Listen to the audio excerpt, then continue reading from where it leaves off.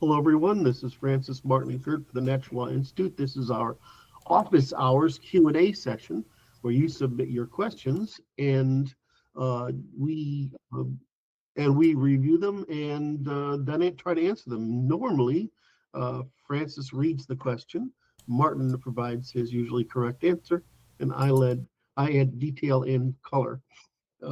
This We love your questions. We have quite a few. What's our backlog look like? Is it okay right now? It's not too bad right now. 25. That's pretty Let's good. see. Yeah. There's only a few more in the table. Okay. Um. Uh. We have a. I don't know, what do you call it? Do we have a super question answer category? A super question asker category A for this what? guy Suki? Somebody who's super at asking questions. Because do we have this one of our folks? He asks a lot of questions and Oh, they're yeah, good. Suki. Yeah, so try to SUKI. find fast. Yep. All righty, let's go. Oh, speaking of which, Uh, question. Hmm. but go ahead. Yeah, question one is from Suki. I will call this as a meta question because in this question contains 13 sublets of questions. By the way, I'll say it again. That's kind of bending the rules here. I would just Yeah, entertain it we aside. skipped it once because we didn't want to deal with it. Yeah, okay. All right, so question one. These questions from Suki. These questions are regarding the people section of the analyzed drafted U.S. Constitution. I don't think most of these questions will cost a lot of time to answer. That's like almost never the case. So I will ask them together. Ask each one of them one by one. A. What if parents do not have a declared Wait. Yeah, okay. I guess you go ahead, read them. Yeah, yeah. Okay. A. What if parents do not have a declared religion, or an individual does not have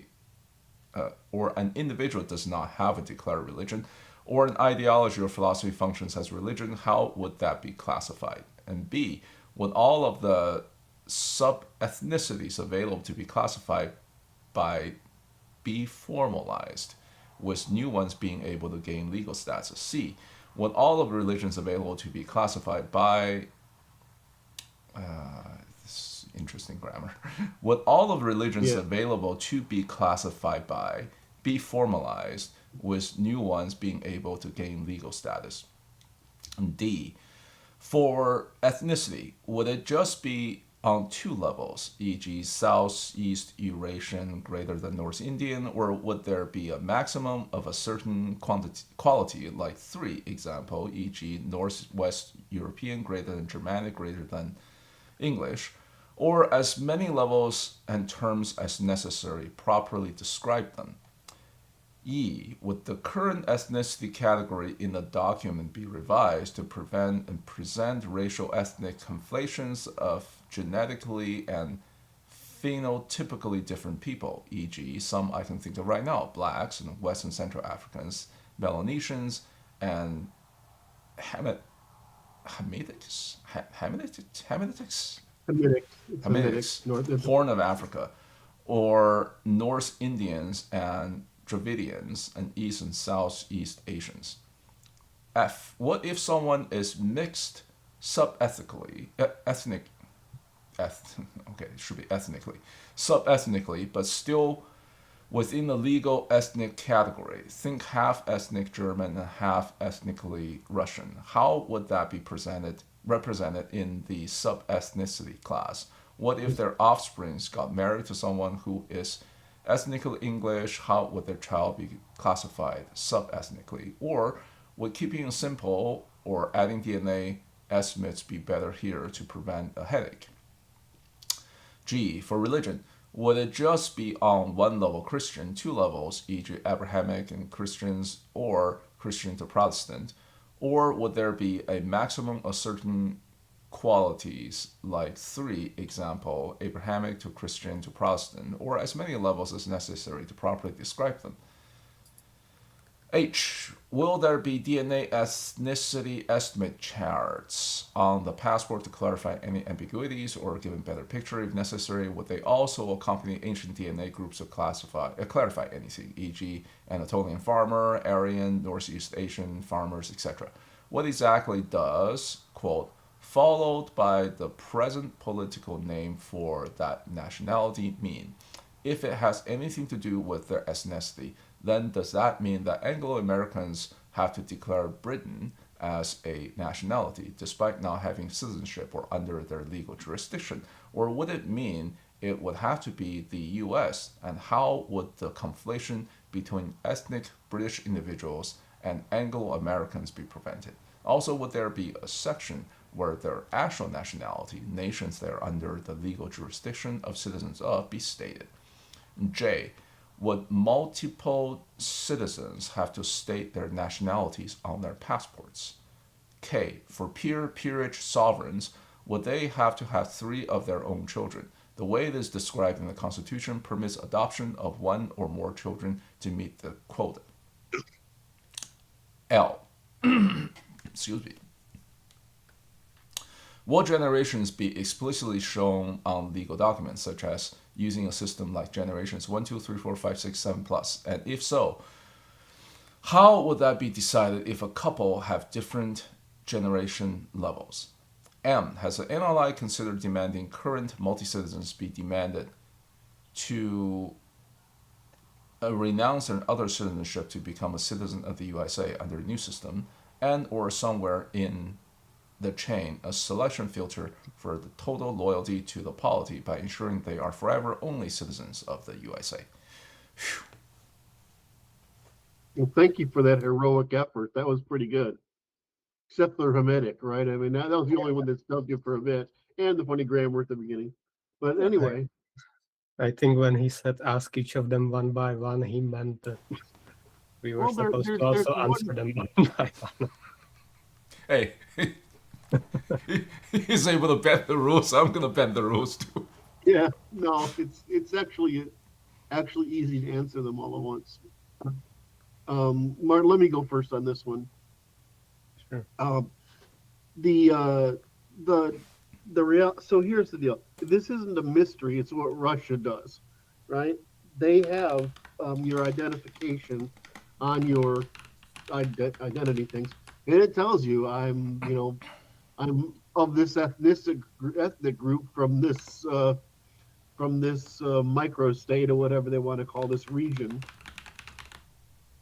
and it says so. And I believe it says your religion also, but I'm not positive.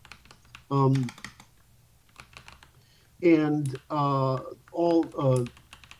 so there's nothing miraculous about this set of questions. They're all just a correct categorization of people.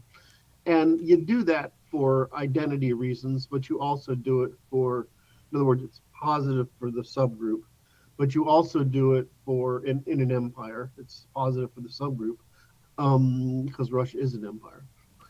And you do it for particulars so that it means that it means that they can actually pass laws that apply to different groups, and they do that. It gets worse than that, actually, is if they, because like in this current war, if you have a troublesome minority, and Russia has them, they're the ones who get pressed into military service, sent up to the front lines and killed. So there are whole minorities that are almost absent men now, mostly in the East. So from the reason we're asked, so the put in context again, Suki's actually going through this stuff with extraordinary detail. But the first draft of what we wrote here is, I don't know if I can include Martin in this one, because I think this one's mine. The first draft we wrote here is just a collection of ideas, and this is one of them. It is to institutionalize the difference between people who are within a large, as Martin would say, empire like America, or people that are more nationalist or more tribally bound, and to allow the government to regulate those groups as being regulated, as necessary to regulate, or target or reference or educate or whatever and develop policies for them. So they do that. Um, in fact, in Russia, the Constitution says now, because they updated it, that ethnic Russians are the dominant population, and that we don't Russians do not need immigrants. Immigrants need Russians, and it's the same thing for the conquered peoples. Um, but also, Russia was, the Soviets were, and Russia was, but is not so much now, very concerned with integration. So they forcibly taught you Russian, they oppressed your previous languages, etc. Of course, the Soviets suppressed religion, suppressed religion. So I was just exploring basically how do um, we make visible the process of integration in the country. How do we make possible that process um, in some way? And that's all it was. There's a really there's the and and this is because it looks like there are people like that come to America and they integrate right away, right? They're right away. And there are people who take 3 generations to integrate. Their families take 3 generations to integrate. There are people who come here and they become Americans. I'm an Anglo-American, right? Francis is a Chinese American. Martin isn't yet a Czech American, but we're working on that. We're going to work on it. I know it's not. I know That's it's not how nationality works. Nationality is what it is. You can become a nationality other than via ethnogenesis. And I once it's agree. over, it's over. So anyway, um, like when I lived in Ukraine, it's like I do everything possible to whatever, but no matter what I do, I'm still an American. I Same just thing with the don't. Japanese. What? You can only be born Japanese. You can't become Yeah, Japanese. you can't become it. Um, and so the basic idea is that we want to uh, produce uh, an accounting system essentially for how thoroughly people are integrated and let that happen. Um, and so that was our real objective. The last question, which Martin responded to, I think begs um, begs an answer. Martin, can you go ahead and give your answer to has NLI considered demanding current multi-citizens to be demanded to renounce their other citizenship and or etc.? Go ahead and then I'll comment. If it was up to me, I just consider the fact that they didn't already renounce their original citizenship just because there was no pressure before. That's a strong enough signal that they don't care and we can deport them. Plus one to that. With the exception, maybe Anglo-American countries like Say it again, Australia. brother. I said maybe with the exception of Anglo-American countries, or how you put them, like Australia, Britain, and New Zealand, and so on. But those are, I can't count those on one hand. Yeah, I think the real idea is that that people keep their passports because they want to be able to go visit family. I mean, what a passport says is this is who insures me, because the government is the insurer of last resort, and so that's what it says. There's a difference between one's identity and one's passport, one's insurer. I think that, like, just as in the above questions, we should have our passports should contain our identities, and that should be, in other words, that should be something that's stated and we declare. And that would be those properties that I mentioned earlier. I think those are fine. That would be a great way of doing it. Again, that's how Russia does it. And I think we especially in heterogeneous polities like empires, like Martin says, you get this. Now, when we were bringing in people from the four foundations of England, right, and plus France, um, we recognized the strength of these things. The English were the dominant in both the North and South at least. But we had the Dutch and we had the four religious factions. So we set up this thing up to be tolerant of that.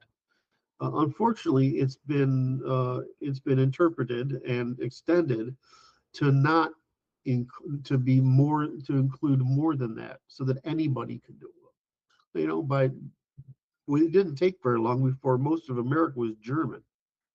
Um, so so so there's a value in Americanizing people, yes, but only if their traditions are Americanizable.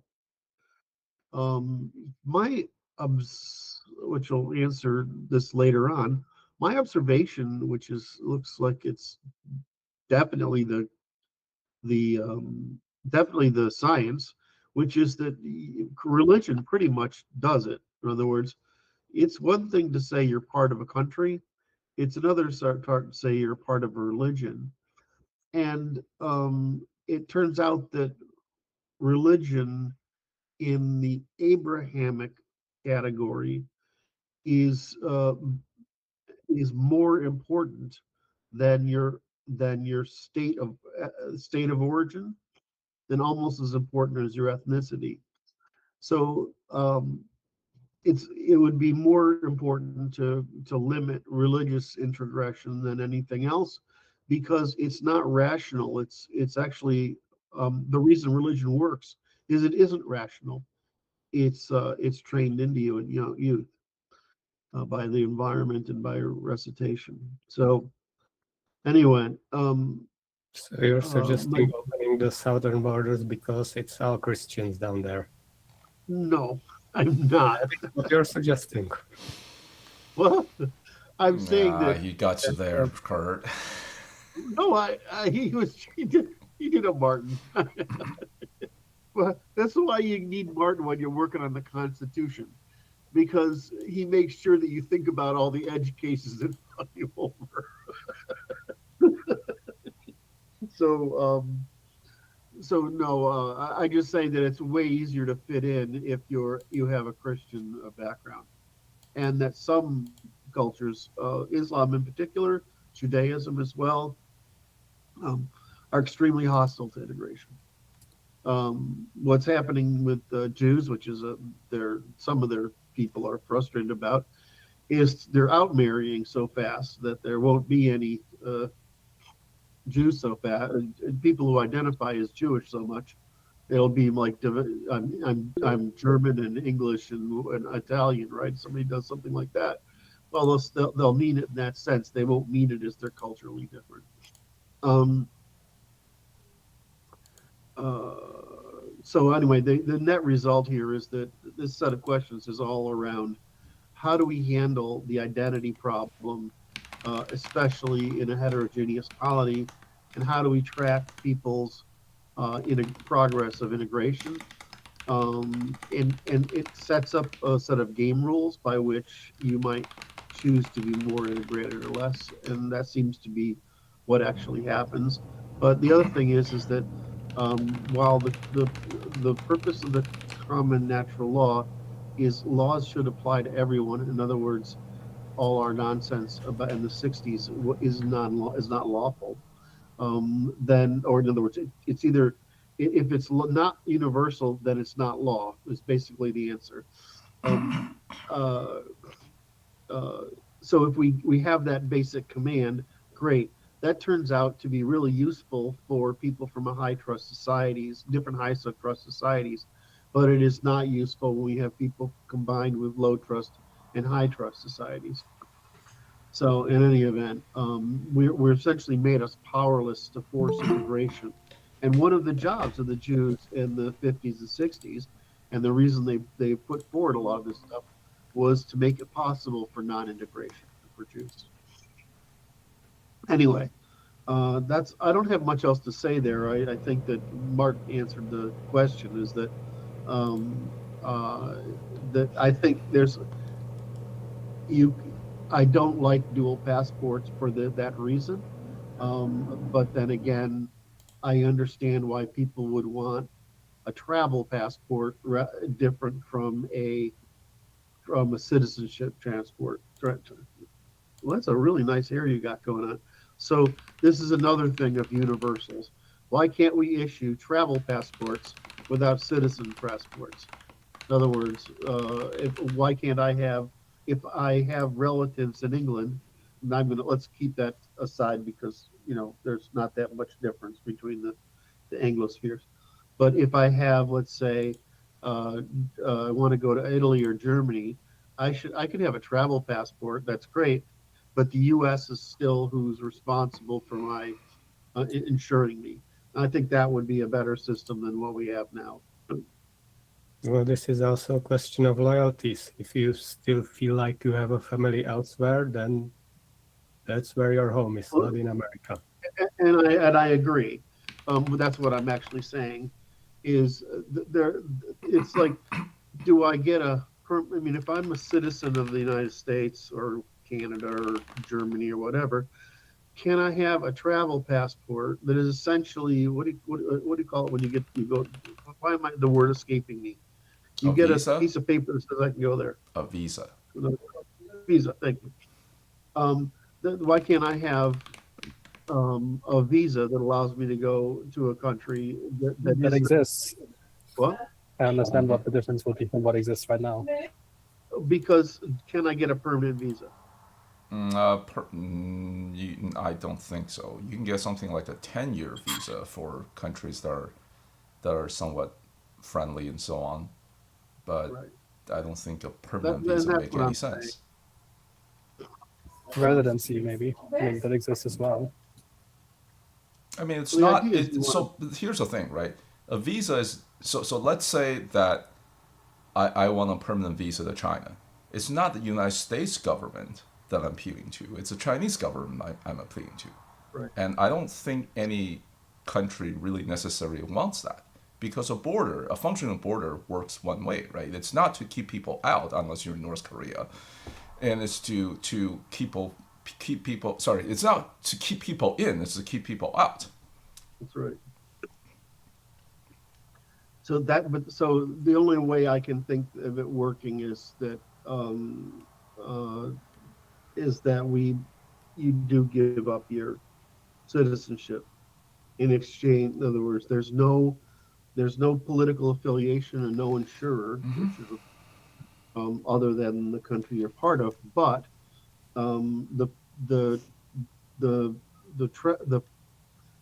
the idea of a permanent travel visa, which means you could go back home, whatever, I think that's something that has legs. Again, if your home is elsewhere, then you clearly. It's not home. I mean, you're gonna, it's not that it's home. It's that you have relatives in other places, right? So. Renounce them then. Yeah, but it doesn't have to be. Okay, renounce your relatives. That's a little extreme. Okay, let's not go there. It's supposed to be. It's supposed to be extremely hard. I think there's a difference between what you formally swear loyalty to and where you have genetic and other forms of ties, right? Like it just is biologically the case that you have genetic shared interest with relatives. Yes, but you need to say, if there's ever a conflict between the two countries, I'd sooner kill my brother than a random American. I think that this is a question for the competitive capacity of states to enforce that. And I personally am supportive of that kind of thing, but I'm also apprehensive of finally ascribing my loyalty to a state rather than to act. The link between states and people isn't apparently as strong as we would like it to be. That's in effect, Martin, in effect what you described as what happened during World War II. The German Americans killed, what, like 2 or 3 generations removed from Germany, killed other Germans, and vice versa. I can't help but to think that's actually against natural law. What does natural law mean in this sentence? Well, that you have that's all living organisms. It is in your advantage to perpetuate your genes rather than Well, killing of them. course it is. Well, but where do you draw the boundary of that? Like, do you draw it at your individual, at your family, at your like very extended genetic interests, at all white people? Like, this is not an obvious, oh, I have these interests with all of these people, therefore that's where I draw the boundary, right? Like, this is always an open question. It's more of a competitive, emergent outcome of where people do that rather than this is the place where you do it by natural law.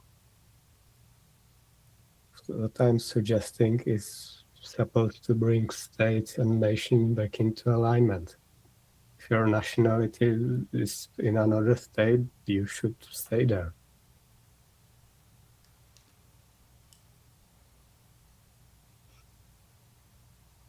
Well, to bring, No, I see okay, what you're so- saying, to bring nations and state into alignment. To turn them back into nation states. I'm just thinking, And I mean, is it I see always this. feasible? I see it as a worthwhile pursuit. I also see the nation state as a historical kind of Abnormality. attractor point that ended up being the obvious place at which you aggregated all those functions because that was what was competitive against the backdrop of the Industrial Revolution and the printing press and so on, right? Like now we're with the internet, it's an open question, I think, whether the nation state or whether the nation in multiple different, again, principalities or whatever it might be, or in a larger federation. Like we don't really know, I think, yet what the emergent viable competitive unit and the federative structures It's are. the reason, Maurice, is that people are heterogeneous in prosperity and homogeneous in stress, and so we've been in a period of extraordinary prosperity and absence of violence for since the end of the Second World War, and it looks like Russia and China in particular have decided to end that, and so that we're going to have it. We're going back to those issues. I think there will be economic consequences to it. In China. Certainly there will be. There's certainly economic consequences to the fact that the governments counted on immigration to compensate for the decline in reproduction because of their integration of women in order to increase taxes and therefore increase redistributions. That was a suicide pact to do that. It wasn't understood at the time, but turns out to have been. And so so what it really means is that immigrant populations will replace founding populations and will replace them in power. So that's why I think that what we have experienced in the past is not what we will experience in the future, even if it would be nice. Which is what? I think. What? What is the thing that we have experienced in the past that we will not experience in the future? I think we will go back to it's a lot harder to migrate, and it may be even harder to migrate just for work than in the past. I think that's almost a certainty. For example, why is France in trouble? Well, it's in trouble because its entire strategy politically, or redistributive strategy, has been put it into constantly accelerating debt on a scale that can't be reversed. So one of the reasons that made it worse was what happened to French industry? It went to Poland. Why do you think Poland is doing so well? Because French industry left. What happened to Polish talent? It left, right? And so the problem is each country pays pretty seriously for not both retaining and prohibiting people going into borders. Now, in America, they try to use America as an example of it, but it's been socially and familially destructive to have so much mobility as we It's have in once America. again the capital versus labor movement, right? Yes, Yeah, instead of you moving need to labor to bring capital, you move the capital to the labor. capital to labor, correct. And that's how you fix the issues that are Oh, different. but Um, on that point, I'm going to raise an objection. So bringing capital to labor sounds right on paper, except capital, even, how should I put it? The velocity of capital, or rather,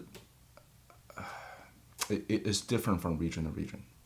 There are capital-rich regions, like for example, Puget Sound is one because, and also the Mississippi River Valley is one such because moving goods through on water is orders of magnitude cheaper than moving them by land versus say in the middle of Siberia. So while it's a noble aspiration to bring capital to people, in reality, there are certain points where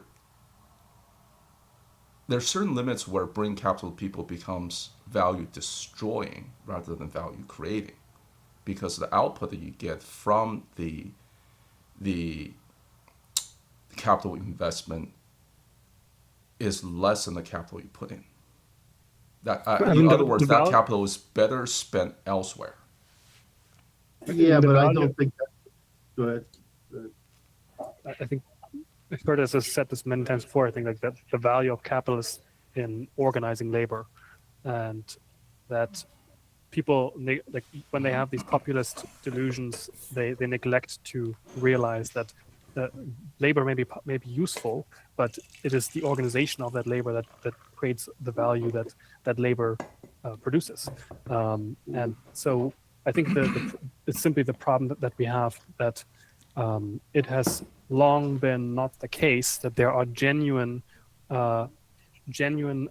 subsidiary kind of structures of organization where each component or each kind of self united whole actually has a self-determined and an active role in attempting to pursue its own interests. Like they've been subsumed into and extracted from by both the state as well as the kind of financialist infrastructure that sets up entire populations for genetic and demographic and financial and so on rape. And so I think what we're seeing to some extent now with the reassertion of multipolar order through America, Russia, and China is essentially saying we're setting limits to the superstructure that has been enforced by, but not really actually conceived by the Americans, essentially the British Empire using the American bully boy as its muscle. And instead, we're setting hard limits on the ability of capital or kind of cross-border influence to change the incentives of our populations away from the organic pursuit of its collective interests. Sure. Yeah. So I think that what Franz, I think that I like the example you guys are breaking, and so in some cases, you have a territorial necessity, right? And in other cases, you have a capital problem. In other words, it's which capital you have.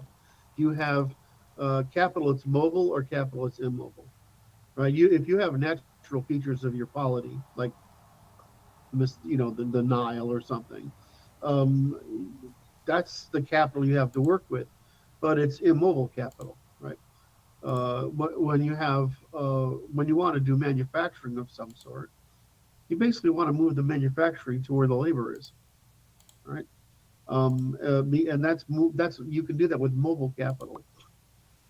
So I think that's the distinction. I think most of what we see is internal migration to uh, to what do I say? To territorial capital, and we have domestic migration to capital that is mobile. And I think that's about right. I think the third point uh, that Francis was bringing up, which I don't know if it was direct or indirect, is that the way you advance a polity is bringing mobile capital to it, and the way you hurt a polity is being mobile population to it. And so I would say, if you are trying to bring population into your country, that you are, depending on the skill level. Beyond the Obviously, minimal level, yeah. right. If you're trying to bring people into your country, you're trying to play an arbitrage game with your capital. You're valuing the returns on your mobile capital at the cost of your uh, uh, human capital and institutional capital. And so I would say it would be better that we say we need to force people to move capital to where people are if they want to make a profit with it, and therefore carry the full burden of their attempt to make profits. If in fact you can't do that, then what you're really saying is you want to do what we always try to argue against, which is privatize commons and socialize losses. And so bringing people to capital is simply is when if they're marginally different, and not, of course, like PhDs in some science or something, or us for that matter. I mean, guys like us, we are intellectual capital that's small in number, right, but large in consequence. So I think that's the actual rule that we apply, is that you're trying to engage, if you're trying to bring people in by immigration, and there's two real reasons for it. One is you're trying to you're trying to steal from the commons in both directions. And then the problem for the state is they want that taxation. So the state wants to steal human capital in exchange for tax money with which to exercise power over the population. So there's not a lot of good reasons for this in large numbers, and I think that the problem has been that we always say do full accounting, right? And what we have is that we move from a pre-war balance sheet understanding of the world, or pre-industrial revolution balance sheet understanding the world, and to an income statement. And because we're using income statement measurement, we end up with hiding essentially costs that are detrimental to the polities. I mean, I'm sharing the stuff that's coming out right now, but I mean, the real reaction is if you aren't bringing in people who are at least a standard, two standard deviations or standard deviation and a half. I think it's actually two. Two standard deviations above the IQ of your general population, you are essentially in any large numbers. If they are not compatible with your social cultural structure, they are a cost. And I put this out last week. I said is that African Americans are a $500 billion net cost to taxes. That's just considering taxes. How do we account for the concept of Black Americans and their tiny percentage of the population is 50% of crime? You know, the Hispanic Americans are only slightly better. They're $350 billion tax loss. And that's before we talk about the impact on the high trust polity in our capital.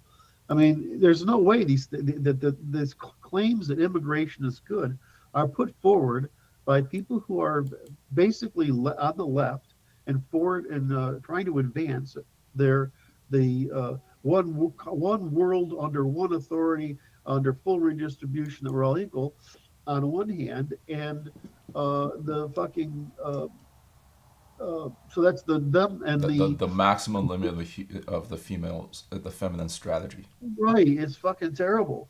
And then you have the other ones which are doing it. The Jewish movement has been doing it on purpose. So is Islam doing it on purpose to basically undermine our civilization for the same reasons, feminine destruction of the masculine. So, yeah, I didn't expect this question to get so much attention for us to go down these rat holes, but it's been interesting and been interesting. Full accounting, Matt. Well, before the left was subverted, they correctly understood that it's the corporations bringing all the immigrants in to get cheap labor. But that's again, that's our labor arbitrage. If you bring, I mean, I'm from New England, and the Irish were a hell of a problem. Today they're not, but they were. I'm from New England again. The Italians were a hell of a problem, right? Not as much as the Irish originally, but a hell of a problem. And that's because is that maybe because the problems they cause now pale compared to other demographics that are there now? Oh, that's a naughty question. I hadn't thought of it that way. Yeah. Well, you could. So one of the things I like to tell people is you can actually do studies by name. Just use the last name as the marker, and we've done. The other people have done this. I think you've seen this in the study of the lack of generational turnover in classes, but you can study last names and you can see how they rotate into occupations, etc. And you'll see that that partly you're right, Martin. That's partly true. You can see where they rotate into political parties. So you're effectively correct. But I mean, even in America, we say that you can determine what crop was raised by your ancestors, and that will be your ethic, your moral code. It's actually that inherited. It's not necessarily. I don't know if it's epigenetic or not, and it doesn't. It could be partly genetic, but largely it's just cultural transfer within families. So an audience commented, most Italians migrate back to Italy, meaning that there was a selection pressure for those Italians who were more American stayed around. If I remember correctly, three quarters of all Italians moved back to Italy. Yes. I don't know the number, but that sounds about right to me. Actually, let me look that up. That's an interesting one. Of American immigrants, I think it's true during a time period to America from Italy. What percentage returned?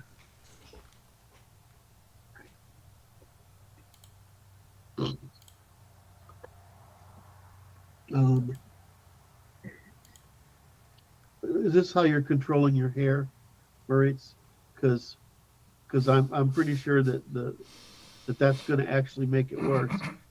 What's the Curt, you know that I have blackmail on you. You should watch your words carefully. I can't win. I never win against you fucking people. You guys are on my ass on a daily basis. So what do you do? Get ready to leave? Is that what's going on? Yeah, out of the cafe, I'm going to switch to mobile. Anyway, so All right. Suki, look what you did with this question. Well, I wanted to address a few previous points, like that letting elites immigrate can be worse because they still have their loyalties and they will take over your institutions. Yep. So you shouldn't really be thinking primarily about some standard deviations. I think that Didn't you post about recently, Curt, that people should only be able to become citizens after 3 generations or something like that? That's actually the answer. You should have a vote, right? I mean, citizenship. That's an insurer. But I don't know about voting. I don't. It doesn't seem like. It seems like you need to be here 3 generations before you can vote. And a net tax contributor and all that stuff. Say again. And a net tax contributor above a certain range and all that stuff. So like, you actually have to enforce the enfranchisement into by a means that isn't just here's the vote because you just have the legal Correct. status. Correct. In some cases, it's getting worse with the future generations. Because the first generation that actually came knew the reason they came. Well, also because they've been given all of these privileges without having earned any of them and without having actually having been forced to shift their loyalties. So yeah, I think what should happen is America needs to define what is an American, and that's that. That's not going to change ever. Nobody else can become an American, but maybe like if someone mixes in as a resident and then you have 3 American grandparents, that's good enough, something like that. Just to answer the question because it was open. Yeah, on the Italians, about 50% went back, but then some percentage returned to the U.S. So it ends up being more like 30, 1/5 to a third return permanently. So it ends up being not quite 50%. Something closer to 35 or 40%.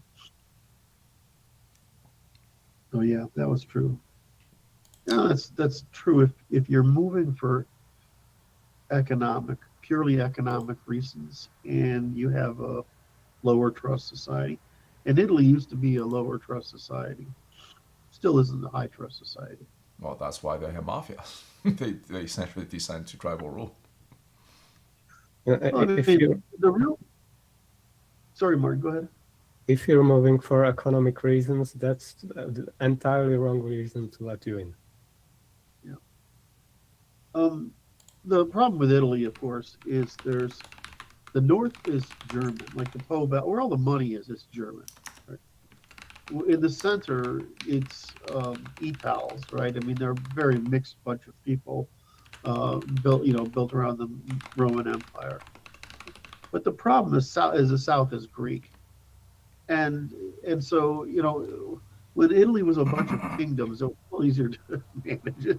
But the reason Italy has the problems it has today is because of that division, and they're not like us. They're perfectly happy to tell the truth about it, which every time I'm over there, I run into some. I mean, like, basically, I would say, like, other than the whites, well, I guess you could call Italy's whites, but other than most Anglo-Saxon or German descent or whites, everybody else is perfectly fine talking about race. And ethnicity and then so on. Like, everybody else is perfectly racist except the whites. Great, we're crazy. All right, guys, let's move to the next one. Yeah, one more point about immigration. Okay, go ahead. I think that's one of the rare cases where at least trying to force democracy would be good, because it's one issue where the majority has the right incentives. And for somebody to be let in, a supermajority has to approve him. Yeah, to approve and bear, because there's a potential. I mean, it's not even potential. They have to bear some kind of cost. I think the Swiss have a good system where the cantons have to actually vote, or like the council, whatever, has to vote on letting somebody become a resident or something like that there. Much better. And if you have citizenship or residency for individual cantons or states, and it doesn't entitle you to move into any other, then sure, you can. I think that's the case. Locally. My argument in America has been that the fact that there's two basic arguments to it. One is that the big sort is making us move to places where we are politically comfortable, politically comfortable. That's one end. On the other, we have people moving to economic opportunity, which is usually in a better culture, and then dragging it down. What's happening in Austin right now? So there's cases to be made for and against. For and against. My argument would be if you're moving to some place that is politically in your favor, then you don't need to vote. If you're moving to some place that is contrary to political interest and is purely you're there for economic interests, then you shouldn't vote. You shouldn't vote, because if you vote, then you're essentially waging war. Right. And so the problem is what I'm just reflecting what Martin said, is that it should take a generation for you to vote, right? I mean, that should be how long. I'd even add economic incentives against mobility. Like we will privilege people who have already been here for a generation or two over those who just came in. We'll have lower taxes or something. Okay, we should move on, because otherwise this will break the record as the longest question ever answered. Yeah. All right, question 2 from Benjamin. How would learning the work be beneficial to an engineer, like first principle thinking, etc.? I felt like we answered this before. Or maybe I just seen this picture. Frankly, less so than to someone concerned with social and political problems, because as an engineer, you are already forced to think operationally, and relevant fields aren't so steep into the seed that it would prevent the work. Yeah, I think I commented on this before. Computer science majors may not need to learn how to code anymore. Actually, they should learn how to code, because it's more of a way of thinking than just learning how to code. Correct. Minsky. And you still need to know the discipline to be able to judge the outputs. Yes, although even with AI and layers of AI tools in the next several decades, I see that as even being, back when I was school, and then after getting out of school, we used to joke about these kids who grew up writing Java versus writing C, because they don't need to manage pointers anymore. And like when I was interview manager, right, there are two computer science concepts that can really tell, like litmus tests that can separate the difference between a good programmer versus a developer versus ones that aren't, right? Despite that they all have CS degrees. The good programmer should at least understand how pointers work and how recursions work. And demonstrate it in code. What, the pointers and what? Pointers and recursions. Recursions, yes. Absolutely. And I don't know how many CS graduates these days don't understand how those things work. Yeah. I'm a coder and I understand it. I guess this is the eternal pattern, right? Like of moving things up a layer of abstraction and then refortifying the connection between that higher level of abstraction with the lower level by providing the spectrum of choices within the assurances that the abstraction kind of has in connection to the lower level. So go ahead. No, basically it's that. It's like you want to be able to know what does the lower level give you in terms of constraints, and then where do you have the ability to make meaningful choices while respecting those constraints. And Curt, back in your days, you need to code in assembly. Yeah, I mean it was required. You got taught assembly language, arithmetic shift left, blah blah. Mm-hmm. You wrote everything the thing had to do one step at a time, and when a bug happened, you got a printout of a section of a core dump, and you went and had to work from that back into assembly. It's like, what the hell is this thing called debugger? Yeah, I mean, no. So, oh no, I mean, I learned to program on a teletype machine with punch tape, right? And then I moved up the cards, right? 80 column cards, right? With punch cards. Um, so, so, I, working on, anyway. So what was I trying to get to? What's our question here? It's We already about answered learning. it. Yeah, we already did. Right, the engineer. Okay, so engineering is the most valuable degree in general. That's partly a selection process. In other words, the people who choose engineering are more likely to be people who are good for lots of things. And engineering tends to teach you limits-based reasoning, which is it can only go this far, etc. So it's very good reasoning technique. I would say more so than science in general. It used to be that you need to be pretty smart to survive an engineering degree.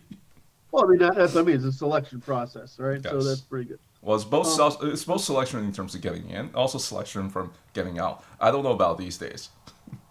Yeah. Maybe there I are would some also DEI say- quota for graduating from engineering degrees. I would also say that for the engineer who wants to learn the work, the one discipline to look into is economics. So they look kind of into this trade-off and opportunity cost and those kind of concepts that aren't necessary. I mean, they are represented in engineering to an extent, I would say, but economic thinking, I think, is what will round out their kind of core skill set so that they can do the work well. Just Right. don't learn it from actual economists because that's just Yes. Abrahamism. The real thing is to learn behavioral economics. So instead of, I mean, behavioral, there's not a lot of value in macroeconomics, except you want to understand how the world works loosely, But I just don't see that value in it. I mean, not unless you're going to be in the financial sector. For the individual, understanding behavioral economics, understanding law of contract and understanding engineering, those are the core skills. I think you need to learn, if not, I mean, don't become an expert in anything, but at least understand how balance of payment works and Yes. how capital flow shapes labor, investment, and all those things, right? And I've made this point on X before. I think you even reposted that article arguing against the reserve currency status. But anyways, we're going off topic here. All right, Just so- brief aside. Does it make sense to talk about a possible alternative to contract law or contractual economics to covenantal law or covenantal economics? Like, just that thought experiment is was tickling my mind. Yeah, that's pretty useful. Yeah. All right. So I want to be able to add my argument here because I got distracted. So the thing about engineering is that it teaches you a very good constraint-based logic. It teaches you operationalism. These are all great things. The thing you notice sometimes is that people think that the people who come into those occupations sometimes think that humans can be engineered the same way. And this was a bigger problem in the first half of the last century than it is today, but they sometimes get that attitude. And I think if you have just a physical world understanding, especially if you're male, it tends to say, well, you should just do it this way. Yeah, you should. But the problem is the natural world follows transformation. It does not follow incentives. Whereas hold the on. behavioral follows incentives. Say that again? Say that the natural world follows what and not incentives? Transformation of those. You physically alter the physical world. Oh, right? I see. Yeah, I see what you mean. Right. And I exert on this. and then so it's a via positiva, but incentives are a via negativa, right? You create a vacuum over here where people come into it, right? And so I think it's useful to understand both those. It's the same reason I like physics, engineering, computer science, uh, economics, and law. Is that you look at that as a spectrum. What are you smiling at, Marines? You create a vacuum over there so that people come into it. Oh, Christ's sake. I'm not safe anywhere around you guys. And then This is quickly turning into an 18 plus conversation. yeah. So what I like is explaining that set of grammars is that it's hard to understand law if you don't understand behavioral economics. It's hard to if you have understand behavioral economics, you can have some insight into engineering. If you have engineering, you can have insight into law. But it's like this whole spectrum is sort of necessary. And if you, in order to not get the problem of siloing, which is really the problem that the universities have created, they've created the problem of siloing, and so people don't develop the traditional spectrum of knowledge that would be necessary for them to make the uh, understanding and decisions at all scales. My only argument is, can we teach this stuff earlier? And I don't know the answer. To whom? Yeah, I think that I'm not sure what we do in high school or even from 8th grade on, 7th grade on. I'm not sure what we do from 7th grade on is all that valuable. In other words, there's a declining value curve in there somewhere, and we don't teach the right things, and so if we're actually teaching instead of indoctrinating, it's not clear that's happening. Am I Makes getting allergic to Make Go ahead. Socratic teaching great again. Yeah, exactly. Okay, All shall right. I move on? I think you do need to indoctrinate, because Yeah. otherwise somebody will do it instead of you. Well, for certain things, you got to indoctrinate. Like a religion, which is the expression of your cultural strategy, civilization strategy. Okay, shall we? Yep. Question 3 from Dunkman. What does Curt mean when he says, I don't consider rap music per se, but proto-music, or the restoration of tribal dance and rhythmic poetry? For example, all people have story chants, and Homer was recited to a beat. To qualify as music, ... the original article evaporated. I guess Oh, he's referring Brey, to you some put all that X in there, and article. then you don't say that I answered the question already. Um, um, uh, rhythm is different. Rhythm is different from tone, right? Tonality, and tonality is different. In other words, a sequence of notes is different from uh, chords, right? And chords are different from um, I need my vocabulary is escaping me. Um, Different is multiple melodies being produced by the use of harmonics of multiple chords. And then on top of that, there's composition of expressions between, let's say, wind and string and brass and voice and whatever. And so if when say it's music, um, uh, I just am putting the differentiator in there where it's like I would do in art. Is in art you have different part pieces that you individually explore and measure, which I won't repeat again now. In the music you have different pieces, and if you don't have all three, The question is, do you really have it? In art, it would be, you don't really have art, you have craft. Um, if you and you don't really have art, you have essay or commentary, right? You don't really have uh, art. I mean, this is so a commentary is whatever message you're making, and you don't have design, which is in other words, it's not aesthetically pleasing. So it's the same thing. You have to have these at least three criteria, and then the fourth axis is basically representationalism of a point in time.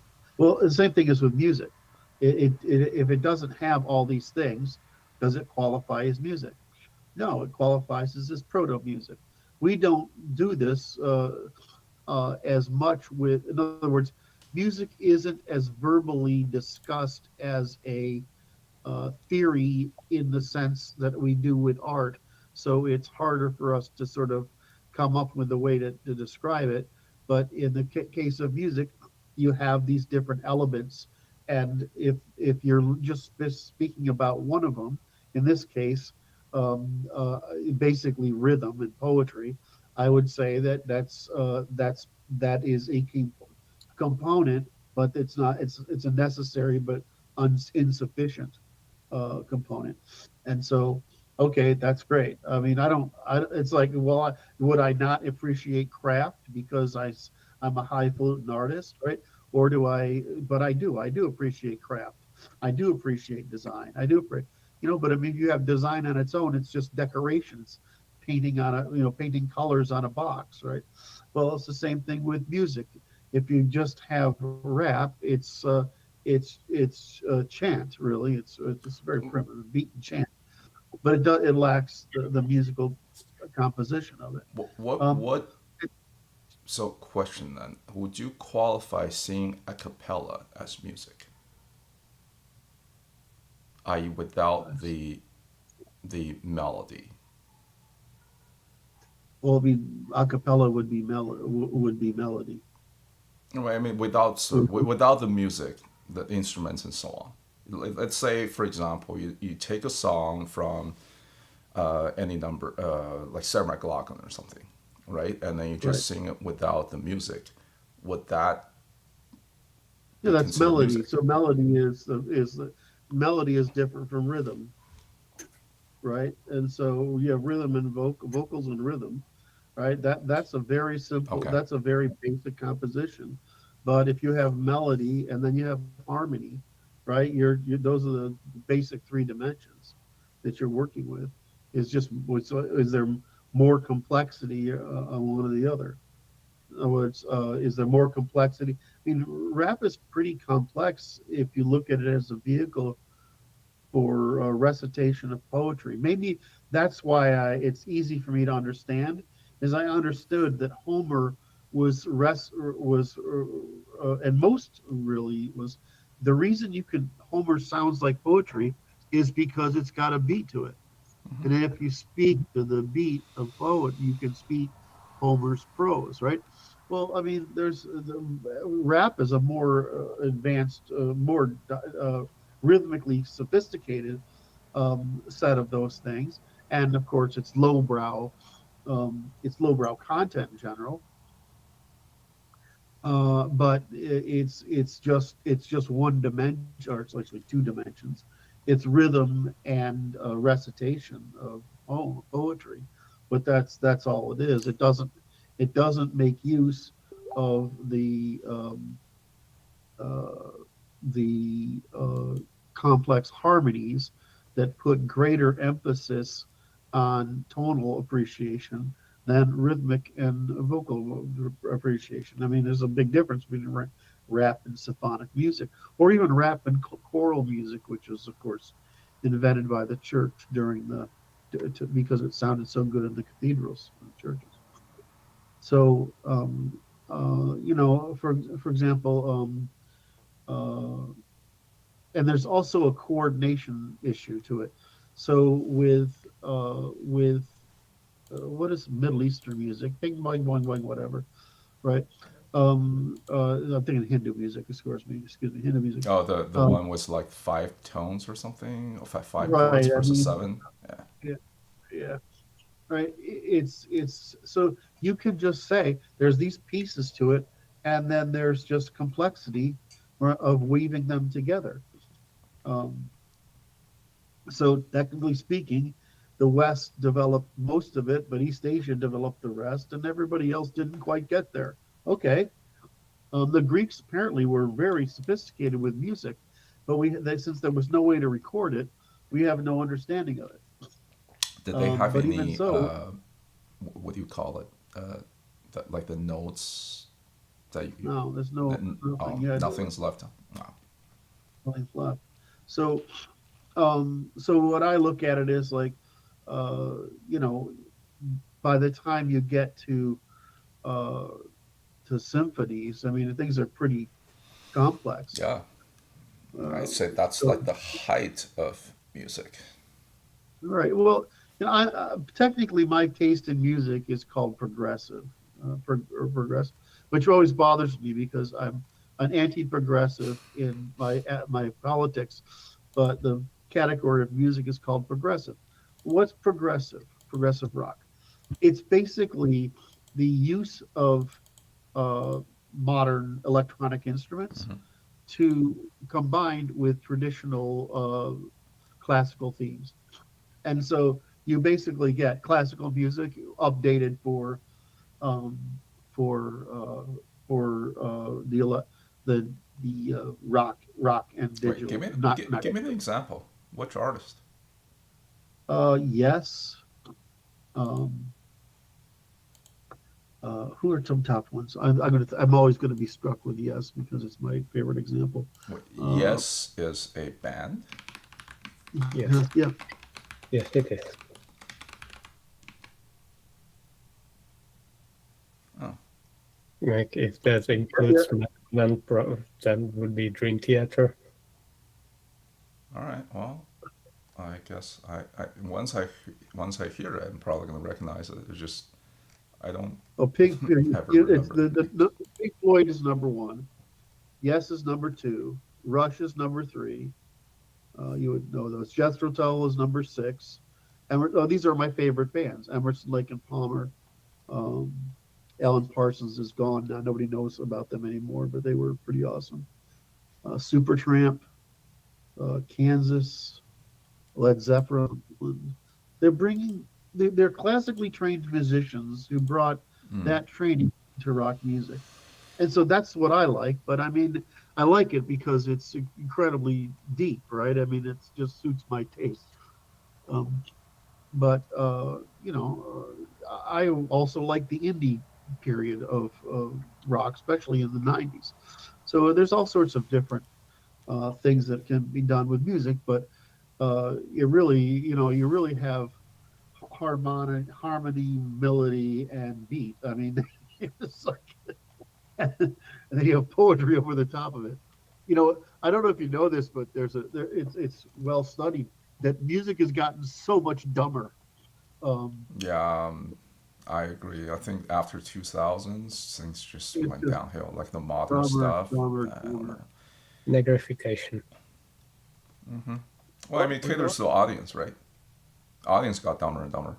yeah, it's just Yeah, amazing. it was spiritual negrified.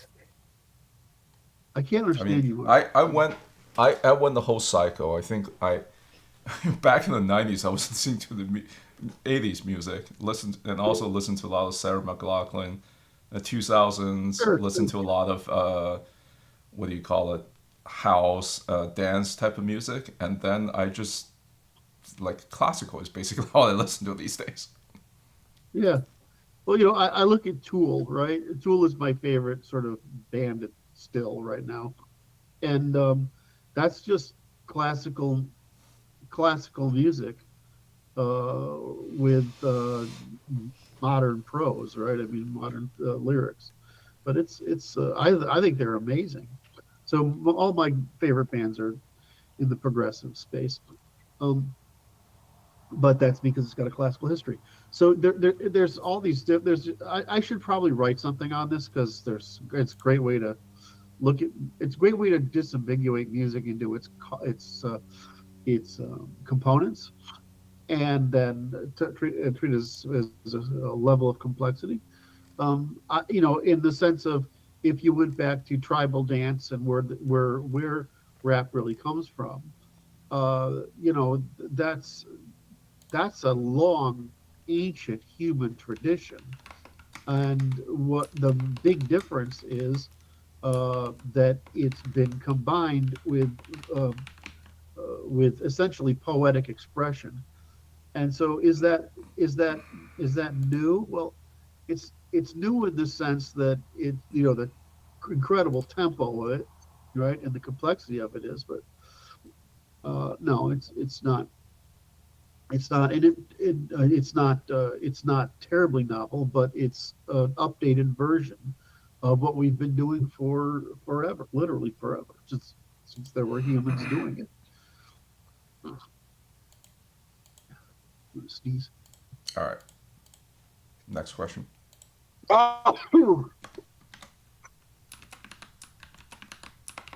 Yes, no? Sure.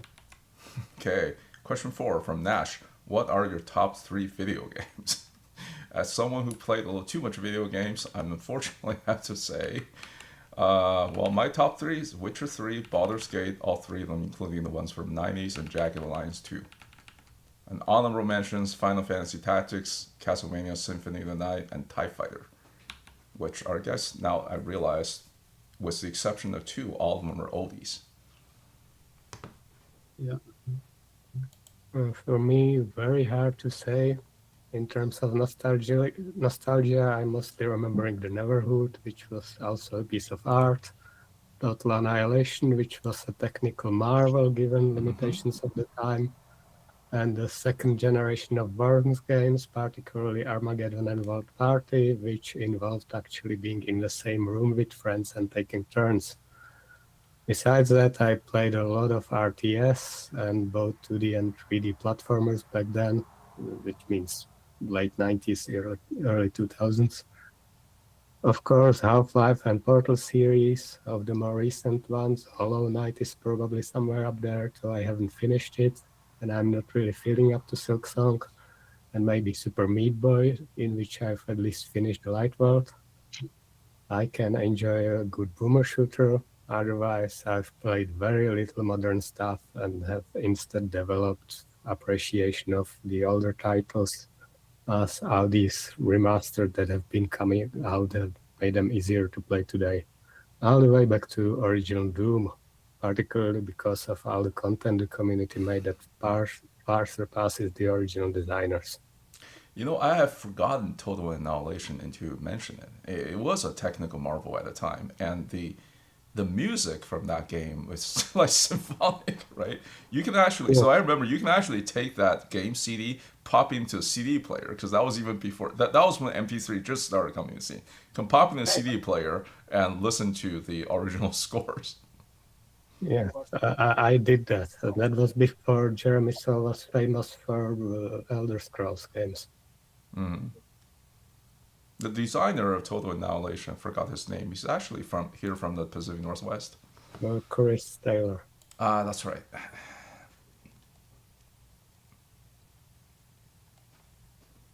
Yeah, I loved Battlefield Bad Company 2 when I was a young gamer. I also spent an enormous amount of time on Guild Wars 2. Or no, I think the original Guild Wars, I'm not sure. My parents had to essentially take the computer away from me so that I would actually not game all night and then go to class basically without sleep. And that's how I got to be a Mac user. Can't really play these, Yes. couldn't really play those amazing games on Mac back then. So today I still frequently play Magic the Gathering Arena on my computer and on my phone as well. I do love Magic the Gathering, although I only rediscovered it as an adult 5, 6 years ago. And it's just the original trading card game with an immense degree of strategy and complexity to it. And so it really is a kind of thinker's game rather than I don't know, reaction times or whatever. So there's this kind of 2 levels of strategy because you're both creating the deck with which you go into the game, and then you actually execute the game plan with the deck with randomness in it because of what you draw from the top of the deck in the game itself. So But that, it is that's quite just complex how. in that sense. But that's just how the trading card game was played. So what Well, is it the? was the original one, and then there's all kinds of other patterns that the follow-on trading card games implemented, and they made different design choices along the way, and so on. Like the mana system of Magic the Gathering essentially makes it so that you always have constrained resources and kind of slowly growing resources only, and so on. I try to get my kids into. I bought a bunch of Magic the Gathering cards from somebody around here and try to get my kids into it, and we played like one game. Yeah, when I'm back in Germany and spending time with my brother, one of them anyway, we do like to play that or go to even like a little tournament or do a draft thing. So yeah, it's a fun time. But other than that, yeah, I think that's it from my side in terms of like computer games. Yeah. How about you, Curt? I'm just trying to figure it. I don't think you guys know this, but during the 80s, back in the CompuServe, I used to review all the games that came out. I had a surplus of money, and it was 300 baud modems and CompuServe and whatever. But I reviewed pretty much all the games, so I played almost everything. Yeah, good luck trying that today. You can't do it today. I mean, it's just it'd be impossible. And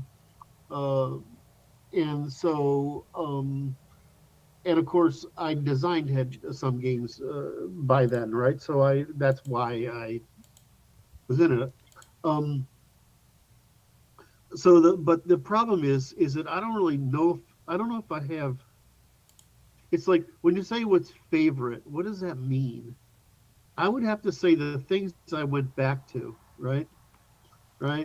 And so there's really 4, right? I think that are relevant. I mean, if I go back in time, I mean, it's the Gold Box series. I mean, does anybody even know what that is anymore? The what? Right? It's Dungeons and Dragons Gold Box series. He brought up Baldur's Gate, but I mean, I played Baldur's Gate 1, right? Or the Ultima series. I played the Ultima series. Yeah, right? I forgot Ultima. Right. So I mean, I can remember games. I mean, the best game I've ever played was called Starflight, and nobody even knows about that anymore because it used generated worlds and an incredibly dense, sophisticated story. Wow. But I mean, it's a text game. It's basically a text game. That's and so, when I remember playing the original text games, right? And I actually wrote some of those text games. I wrote a very sophisticated one with its own graphics. So so it's hard to really go back and say. It's easier to say what's an era what era is currently available that would be sort of relevant to people. And I'm forgetting the name of one of them. But anyway, I would say it was the Elder Scrolls series, the Half-Life series, the Doom series, and the thing I've spent most of my time on because I used to play really competitively is Counter-Strike. So I like those things, and the reason I like them is always the same. It's that there's a lot of depth of story in them combined. There is no depth of story in Counter-Strike. Counter-Strike is that you're actually doing it with humans. Sure. I have two Counter-Strike levels that are quite sophisticated. They're still live somewhere, or 3 of them. I have one that is a derivation of another one that's just way more sophisticated. Because once you can have 16 players because the communications are well enough. You need to have more complex sites. That's pretty good. And I have Easter eggs buried in them, like behind one door is a bunch of political stuff. If you go down in a well, you find that there's political stuff. There's one if you break a particular wall. There's this crap about Saddam Hussein in there because it was back in that time, right? So I have all that stuff, and then There's another one that I did based on an image of an Afghan village. And most of this trick of these things is, what's you basically have a starting point, and you create timing to, in other words, if you run to these positions, right, it's just a timing game. So I would say Counter-Strike was my favorite. But if I had a game that I would play today, it would still be the thing I love most is the Elder Scrolls series. I just love, I especially. played them. I played probably the first one that Bethesda ever came out with in the 1990s, and I Arena? can't. Probably it's the one with the samurai Morrowind. babe with huge boobs in it, and that's how old it is. You probably don't remember that one. That was the No, very first one. I played it's that one, and a couple of subsequent ones. I couldn't get into it because it just felt so repetitive. yeah. I think it depends on why you're playing a game. For me, I was running companies Hmm. and I needed to decompress. Otherwise, I couldn't sleep. Yeah, So reason I played games was it's the same reason Elon Musk plays games. yeah. It's just for the exact same reason. Is you're trying to turn off your brain from the things that are providing you stress. And you need a lot of stimulation to do that. And I found that those games were able to create enough of an alternate reality to experience that I was able to shift. So that's how I think about the world. But if you wanted me to list the top games, I mean, I could be here for a fucking hour, because been a lot of great games in the history of it. And sometimes I dream about them as if in other words, I'm in the world, like it's real, Yeah. right? And I'm in some part of a game, and I'm like, oh, that's just fucked up, right? I wake up and I'm like, that's wrong. I had one last night, actually. I've forgotten what it was already, but I remember waking up and saying, that's just weird. Because if you are spend enough time in an alternate world and you develop a mental model a lot of kids play this stuff as click stuff, right? They're not actually building a mental model of the world. But if you spend time in one of these worlds and you make a mental model of it,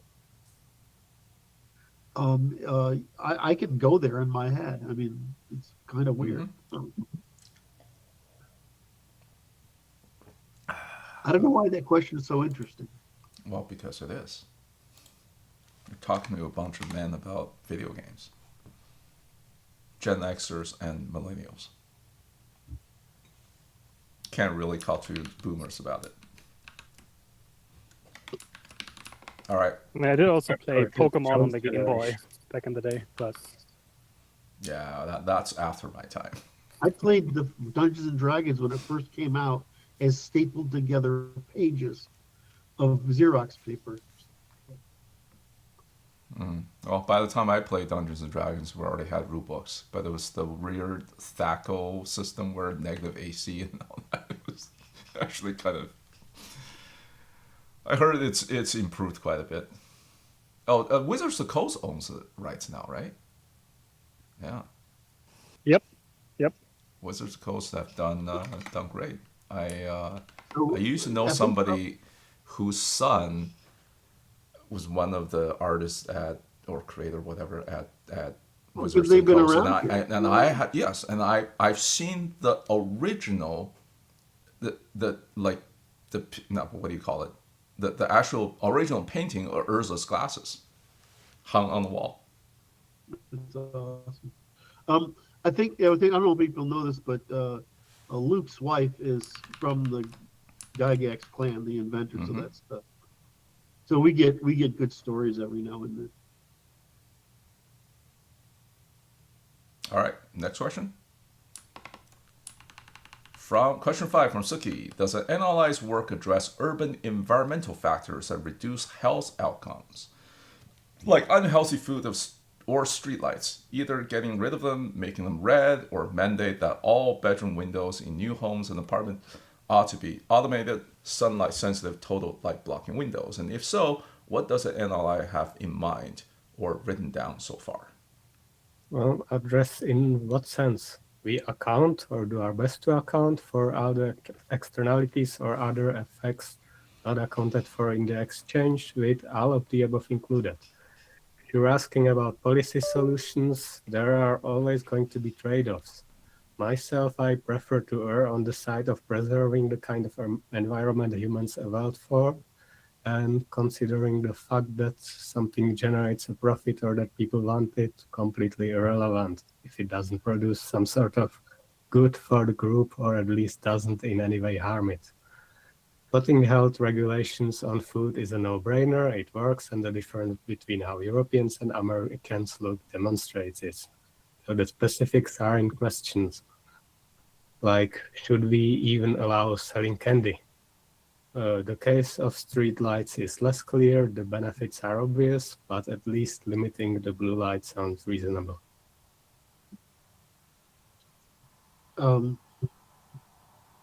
Yeah, we could make the whole world a red light district, Martin. I like that idea. Does that make sense? We put red lights are good for sleeping, right? I mean, you can, so we make the whole world a red light. No light is good for sleeping, but blue light is worse. Well, they also have very low color rendering index. So do LEDs, by the way. All right. So, Curt, I have to ask, do you turn off the light or do you leave it on? Which light? While you're doing the deed. Oh, I know. I am not afraid of either. Whatever makes her happy, I don't give a shit. He's such a dick. See what he does? All right. So, yeah, there's only one video, and I'm hoping that whatever chip that is on is lost somewhere. Anyway. Wait, what? I think you're increasing the risk by talking about it. Oh, because it's one of those chances, right? I wouldn't be embarrassed if it got out there, except for the woman. It would be fine. Fine with me. It's not like I'm sad about my performance or anything. Anyway, so, but anyway, nobody. I can't. I gotta not run with that. There's too many bad places to go. I'm just gonna drop it. So Okay, sounds like it's the next. Well, okay, never mind. Go ahead. Well, no, let's just finish. Martin's absolutely right here. We just do full accounting, and it's just a matter of what Martin would do is, I think what he would say here is he errs on the side of preserving a natural environment. I agree. Especially regarding sound, for me, it really bothers me. From the standpoint of light pollution, I'm of two minds of it, mostly because the ability for us to be mobile, in other words, have cars, has created opportunity for crime, expanding the radius of crime. It's harder to get away from it. And so that's the value of lights. But do we have to have these fucking bright lights all the time? I hate them. And there was one outside when I was a kid. I slept on this way, right, against this wall, and there's a window right here. Basically, for about 2/3 of the way down my bed to past the end of my bed, there's a window there, and right over there's a fucking street light. And man, if I could have painted the windows black, I would have. So it was awful. But we did have roll down shades that were pretty opaque. And so that's what we use. I don't like light pollution either, except that I appreciate it when I'm driving at night or I'm out at night. I do appreciate it. So it's hard to say that about that one, but sure. Does it need to be bright white or have blue light in it? No, it doesn't. So I don't know how else to respond other than say Martin's right about this one, as usual. All right. What's the next one? Okay. Question 6 from Suki. Let's make this the last one. Thoughts on demanding corporations that create operating systems or software for digital devices allow an anti-addictive mode option? which would ideally restrict all avenues for addictive behavior to flourish. Some ideas will be banning all porn websites, turning social media exclusively into a search engine instead of recommendation engine, or banning it outright, and preserve messenger apps. UI designs are anti-addictive and other remedies such that the user is no more excited by their smartphone than the user is to rotary phones. And of course, this feature cannot be arbitrarily disabled by the user when the user activates it.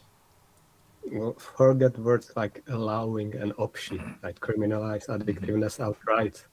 If you're optimizing for engagement, you're admitting you're optimizing attention theft. Also, social media today is a misnomer that was descriptive of maybe Facebook 10 years ago. If even that, today it's used for news, arguing, and wasting time. And what most resembles actual social media today are group chats. Nobody in their right mind now wants to share details of their lives publicly on the internet.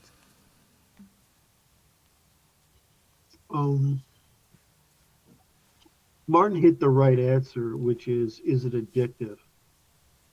And the difference between, it's sort of like the original intent of the UK with the creation of the BBC, which it was supposed to be entertainment as education that was wholesome, right?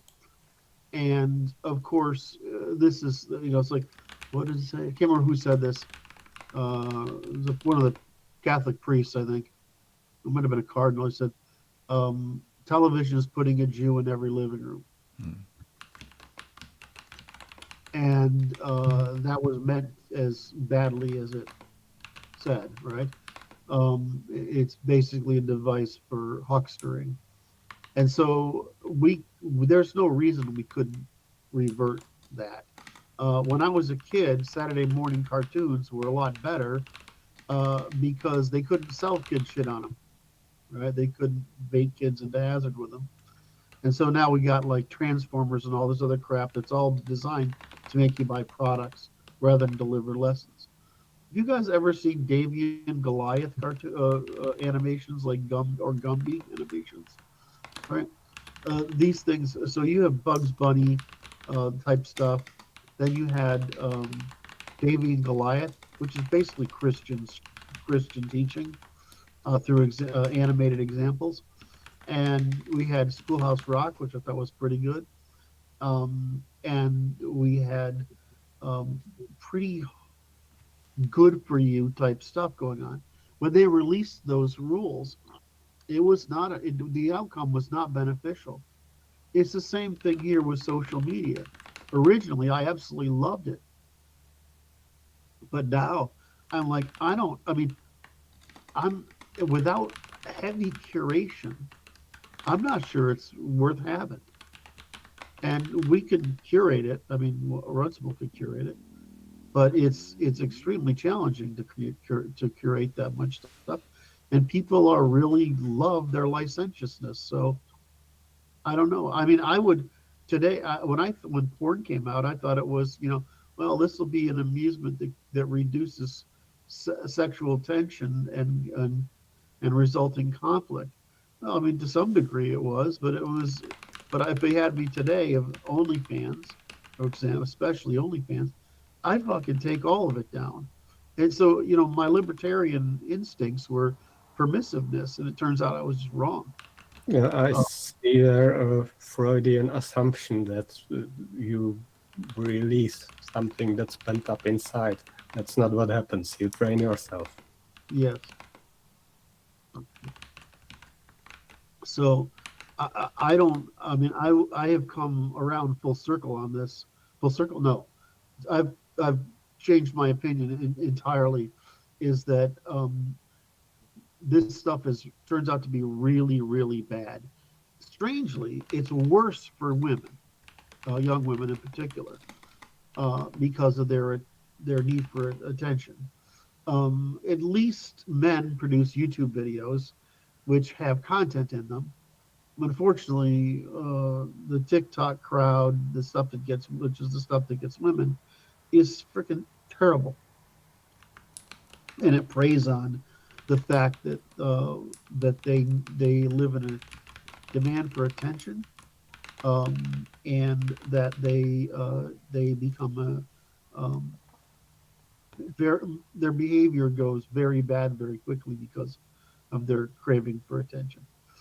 So and so you combine craving for attention with the female desire for conformity, you get basically mental illness. I don't see. Go ahead. I think it's vital for civilization that female socializing goes back down to Dunbar number. Yes. Yeah. Which is terrible. I don't want to say shit like. I mean, I know Mark doesn't care, but I care. And it turns out to be sad but true.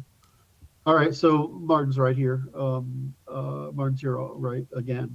My argument is just that, in as someone who studies this stuff, and I make use of it, it's very disappointing to me that social media has turned out to be harmful. Now, Martin, let me ask a question. We can actually test if something's addictive, right? Right. But my view is that if we curated this stuff, I mean, China curates the fuck out of it, right? Like their stuff. If we curated this stuff, what would happen? Who's veto? There's this basically. Sorry, I've done a lot of work on this. So if there's basically things like stupid stuff like cursing, insulting, and whatever, right? Then there's things that are advancement of crime, violence, sexual abuse of the young, etc. I mean, those are things. Both of those things are. When we get into content, you can curate the content. Is there actually some sort of rational argument here, or is it venting, or is it insulting, or whatever fucking GSSRM crap that's in there? I mean, we can curate all that stuff, right? And you could post it, but nobody would see it except you. We could curate that as possible. And we could say that, and we could do what the Chinese do, which is elevate things that are good for you, right? In other words, culturally informative, whatever, and suppress things that were not. So, I mean, why not? I'm just asking you because I know you'll have insight on this.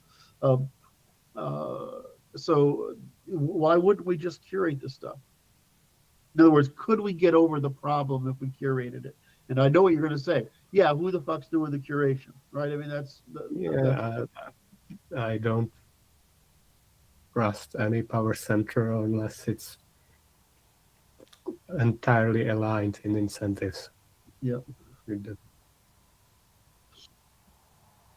We need some kind of decentralized curation, i.e., make the people be the jury in this case to judge whether some. You can't because Tulu swims left. Right, it's kind of like. It's the people who have the time to devote to Wikipedia, to devote to political activism, to the people who do that. It always attracts the opposite of what you want. What if we make Runcible like AI, a decentralized set of such AI agents? Do it, but this is only a problem because we have universal franchise. So we can who cares what people think and say if they have no influence on the political process? I will tell you, I'm having a hell of a time with the current LLMs because doing what we do is very fucking hard for them. It's amazing what I'm going through. The shit I'm learning right now. We are gonna have beyond the insight that the labs create normative alignment, or it's actually the normative alignment is actually a radical discount on the computation. In other words, does that make sense? You get by using just the correlation, between the normative expressions, they actually don't do any uh, uh, any semantic whatever processing. What they get is they don't gate anything except by the what's actually already in the text. And so that's why it requires so much training to sort of get it to work around it. And I'm like, fuck, I originally thought that the training things we wanted to do would cause more uh, problematic drift, because there's this, because you want the normativity, but then you want to curate it right out of it. And the problem is that the way they've built these things, they're actually they talk about how expensive the compute is, but they're actually discounting compute by relying on normativity. So our problem is that we're not we're like, we got to get out of this normativity. We got to create all these gates through that it has to jump through, and it's computationally it's freaking insane. I mean, and you look at how small their guidance is on these things. Well, Runcible right now is like 250K. It's big, and it can hit 500,000 easily. So in other words, that's a big program to stick into a thing with even a million context memory. I mean, I think we haven't really actually done a proper review of the architectural choices available that depart from the core LLM model that the labs have settled on, because that's where they've kind of gone down the road that started off with the chatbot paradigm. Like there's the RLM version, there's essentially the LLM being able to transform its own context and use programmatic tools to execute things. Like it'll have to be something in that direction rather than this straight up LLM, like loaded with normative context and then try to constrain that down to things. Yep. So there's more than we do. Most of the world does post hoc, right? We do beforehand, proper hop. We constrain it in the beginning and all the way through. What you're saying is that there are new models available that we can use that would simplify the problem. New architectures, yeah, different architectures. And I think we essentially understand also the relationship between the LLM and the user and the rest of technical infrastructure differently than the labs or the industry does as a whole, because we understand that the it's job like that got we this and it's a one-trick pony, and I'm like, well, it's frustrating. We understand that the job that we have is to not just accept the request of the user, but to reconstruct the demand that the user has into a constructible statement about the actually operationally possible real-world outcome that they are attempting to move towards, which sometimes they are cognizant of and sometimes they're not actually. So that's one thing, right? Like the construction of the surface level demand into an operationally possible, desirable, and then within the limits of liability and so on, actual outcome. And then only then does it become relevant. Okay, how do we create a genuine assessment of the truthful kind of current state in relationship to that, so that we can support them in this endeavor. Like, and also this one-shot answer isn't really the paradigm either, right? Like you want to essentially help them construct a clearly articulated end state that has constraints formulated about how to reach it, which may be right. But let me just you're making the right point. I just want to say that the problem is they're trying to compute's been so expensive that they're trying to limit compute cost, right? But all the things you're mentioning, these are like very, like Runcible has to run a bunch of queries, right? That's what it does, right? Now, and so it takes way longer than I'd like it to take, right? I'd like it to produce answers faster. Well, I guess we could train it, but if we train the thing on, will we get overfitting? In other words, will it overfit things? So I don't think we can trade it. I think we have to do it this way. So you're making the point, but I think the real thing is the economics of this is kind of weird. They're saying, I'm going to produce this assistant for you. I'm going to do this, make sure you get normatively acceptable answers. And right. And I'm trying to keep the cost down. And so I'm trying to find, but I have no way of getting revenue. So I'm going to try to create things that generate potential revenue. And all of this is great. And then what they actually implement doesn't facilitate us getting truthful answers out of it. It's frustrating. All right, so I don't want to beat this anymore. I'm sorry if I cut you off, Maurice. Did you want to continue with that? No. Well, I just add, I think your conclusion that you came to is correct, that we have to be that other kind of lab essentially, but I think between some combination of kind of get the first draft from an existing normative model that then can be shaped, or that is just the economics work out better in our favor because we're targeting specifically high stakes, high liability, high value industries, right? So there's more margin for error for the cost of these things being higher than. That's correct. Okay, fellas, I think this is a better conversation to carry off to the principal staff meeting. We're going off topic here.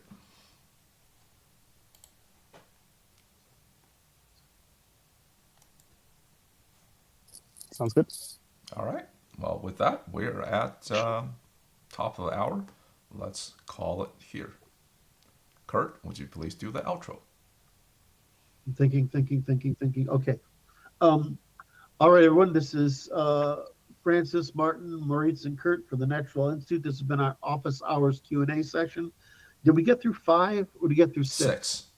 We actually got through 6 questions. I'm kind of surprised. All right. Thanks for paying attention. Look in the comment, not the comments. Is it comments? It's a description, video description.